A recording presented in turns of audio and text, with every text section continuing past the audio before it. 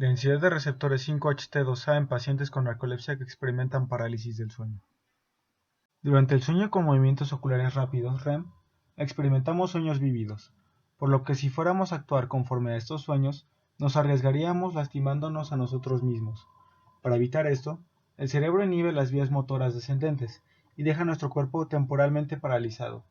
Esta parálisis se desencadena por el puente, específicamente por la formación reticular pontina y la médula ventromedial, que suprimen el tono musculoesquelético a través de las interneuronas de la médula espinal, por medio de neurotransmisores inhibidores, como GABA y glicina. Sin embargo, los aspectos perspectivos y motores del sueño REM pueden ocasionalmente desacoplarse de tal manera que el sujeto dormido comienza a despertar antes de que la parálisis muscular haya disminuido. El resultado es la parálisis del sueño, donde la persona está temporalmente paralizada, pero perceptualmente alerta.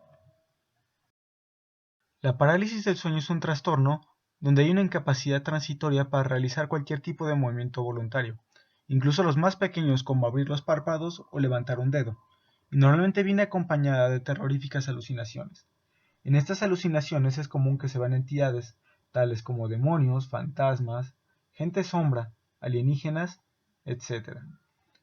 Estas normalmente están en la habitación del sujeto que las experimenta. A veces puede estar encima de él e incluso sofocarlo. La parálisis del sueño tiene lugar en el periodo de transición entre el estado de sueño y la vigilia. La parálisis del sueño es un fenómeno poco comprendido y estudiado, al menos desde el campo de las neurociencias. Aunque se tienen registros de esta condición desde la Edad Media, era percibida como producto de una visita demoníaca u otras entidades paranormales. Más recientemente se le identificó como un tipo de parasomnia según la Clasificación Internacional de los Trastornos del Sueño. Un 30% de la población general llega a experimentar parálisis del sueño por lo menos una vez en su vida.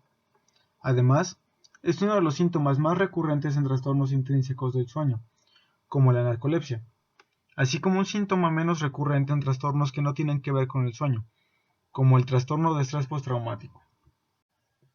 La narcolepsia, también conocida como síndrome de Guilleminault, es una enfermedad que se caracteriza por el exceso de somnolencia durante el día. En esta enfermedad el sueño y los mecanismos del sueño invaden los periodos diurnos, a menudo en momentos inapropiados. El sueño por la noche se fragmenta y se interrumpe por los múltiples despertares. Se caracteriza por varios síntomas. Algunos o todos pueden ser vistos en cualquier individuo. El síntoma más prevalente es el exceso de somnolencia diurna y los incontrolables ataques de sueño durante las horas de vigilia. Estos ataques de sueño generalmente duran menos de 20 minutos, pueden llegar en cualquier momento y a veces son una fuente de vergüenza. Desafortunadamente, dormir no alivia completamente la tendencia a tener ataques de sueño. Un segundo síntoma es la cataplexia, que se produce en aproximadamente el 70% de los pacientes narcolépticos. La cataplexia es una repentina pérdida bilateral de tono muscular, típicamente en las rodillas, la cara y el cuello. Se cae la mandíbula y cae en el piso. La conciencia se mantiene, sin embargo la persona que la sufre está despierta, pero se siente incapaz de moverse, o apenas es capaz de lograrlo. Es un síntoma común también de la parálisis del sueño. El inicio de un episodio de cataplexia puede ocurrir en un par de segundos, y rara vez puede durar minutos. Un exceso de emoción, muy comúnmente la risa, puede provocar un ataque, quizás debido al hecho que durante la risa hay una disminución general del tono muscular. Se cree que la cataplexia es el resultado de una activación anormal de la inhibición motora, que normalmente se produce durante los periodos de sueño REM. Un tercer síntoma es la parálisis de sueño. Normalmente ocurre en la transición entre el sueño y la vigilia. A veces puede durar hasta 10 minutos. En este estado son incapaces de moverse. Normalmente también vienen acompañados de experiencias de tipo ensueño, alucinaciones, las cuales pueden ocurrir durante estas transiciones de sueño-vigilia. Si ocurren antes de quedar dormido, se llaman alucinaciones hipnagógicas. Si ocurren al final del sueño, se llaman hipnopómpicas. Lo que diferencia a estas parálisis de los sueños es que el narcoléptico no está completamente dormido y es consciente de que no está soñando, aunque las imágenes parecen reales. Las experiencias oníricas son típicamente extrañas, aterradoras y desagradables. Son predominantemente visuales, aunque también pueden ser auditivas, experiencias táctiles, y como en los sueños las sensaciones de olor o sabor son raras. Las alucinaciones de este tipo también pueden ocurrir en personas normales. Mientras que el mecanismo subyacente en la inmovilidad durante la parálisis del sueño está bien establecido, se sabe relativamente poco sobre la fisiopatología de las alucinaciones que pueden acompañar a estos episodios. Uno de los posibles mecanismos que se han propuesto es el del receptor de serotonina 2A, 5-HT2AR, el cual parece jugar un papel crucial en la inducción de estas alucinaciones. Diversas investigaciones han mostrado que la activación de canales serotoninérgicos 5-HT2A pueden inducir alucinaciones, estados subjetivos, místicos y experiencias fuera del cuerpo, así como modular los circuitos del miedo. Las experiencias alucinatorias experimentadas durante la parálisis del sueño tienen características similares a las desencadenadas por alucinaciones serotoninérgicas, sobre todo las inducidas por drogas alucinógenas.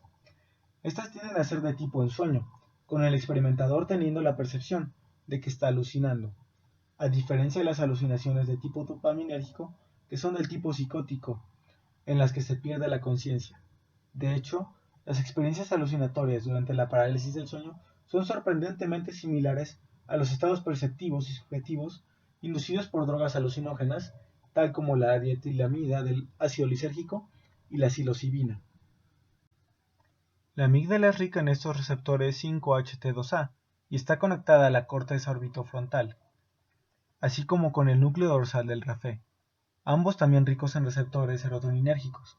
Es plausible que durante la parálisis del sueño, el circuito de miedo amigdaloide inducido por estos receptores 5-HT2A y mediados por la corteza orbitofrontal influyan directamente en las vías visuales y por consiguiente generen las alucinaciones. Aunado a esto, la activación de neuronas liberadoras de serotonina en el núcleo dorsal del RAFE para desencadenar la vigilia perceptiva podrían producir un exceso de serotonina en el cerebro, facilitando estas alucinaciones a través de los receptores serotoninérgicos. Esto podría implicar que un exceso de receptores 5-HT2A en la corteza orbitofrontal, amígdala y núcleo dorsal del RAFE de pacientes con narcolepsia podrían facilitar una sobreactivación de estas regiones ante un exceso de serotonina, aumentando la probabilidad de que se produzca una parálisis del sueño. Se sabe que entre el 40 y el 50% de las personas que sufren narcolepsia presentan episodios de parálisis del sueño de manera frecuente, por lo que en este estudio se esperará encontrar una mayor densidad de receptores 5-HT2A en la corteza orbitofrontal de la amígdala y el núcleo dorsal del RAFE de personas que sufren narcolepsia y experimentan parálisis del sueño frecuentemente, lo que podría corroborar el posible rol de los receptores serotoninérgicos en la generación de estos estados y una posible causa de una mayor incidencia de parálisis del sueño en pacientes narcolépticos con mayor densidad de estos receptores. Aunque la parálisis del sueño causó mucho miedo y ansiedad en general, la gran mayoría de los episodios son benignos y no están relacionados con una patología grave. Por lo tanto, a menudo no hay necesidad de un tratamiento, excepto en casos de episodios repetitivos y terroríficos que afecten su calidad del sueño.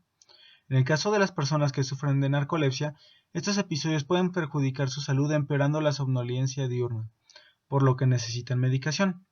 Para desconocerse los mecanismos que generan esta condición, los tratamientos, principalmente antidepresivos como la venlafaxina, parecen funcionar solo en algunos casos y en otros incrementan los episodios de parálisis del sueño. Aproximadamente el 0.04% de la población mundial padece de narcolepsia. Esto es aproximadamente 120,000 personas en los Estados Unidos. Según estimaciones, parece haber una mayor incidencia en México, con más de 500,000 personas con narcolepsia.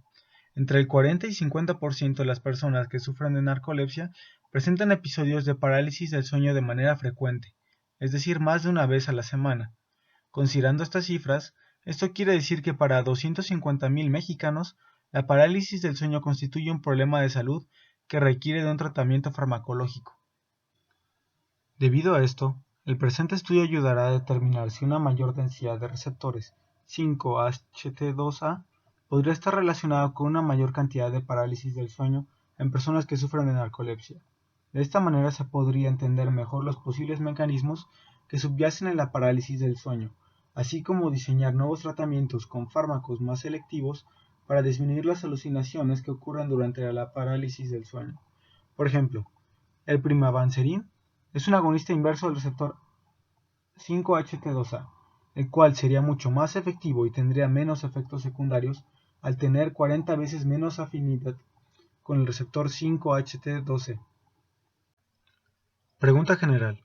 ¿Existe una mayor densidad de receptores 5-HT2A en la corteza orbitofrontal, amígdala y núcleo dorsal del RAFE de pacientes con narcolepsia que experimenten parálisis del sueño frecuentemente? Preguntas específicas.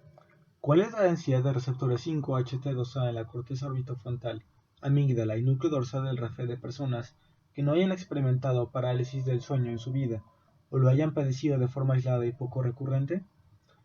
¿Cuál es la densidad de receptores 5-HT2A en estas mismas estructuras, pero de pacientes narcolépticos que hayan experimentado parálisis del sueño esporádicamente? ¿Cuál es la densidad de receptores 5-HT2A en estas mismas estructuras de pacientes con narcolepsia que experimenten parálisis del sueño frecuentemente?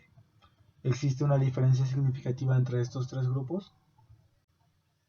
El posible mecanismo por el cual se generan las alucinaciones durante la parálisis del sueño es a través de la actividad de los receptores serotoninérgicos 5-HT2A.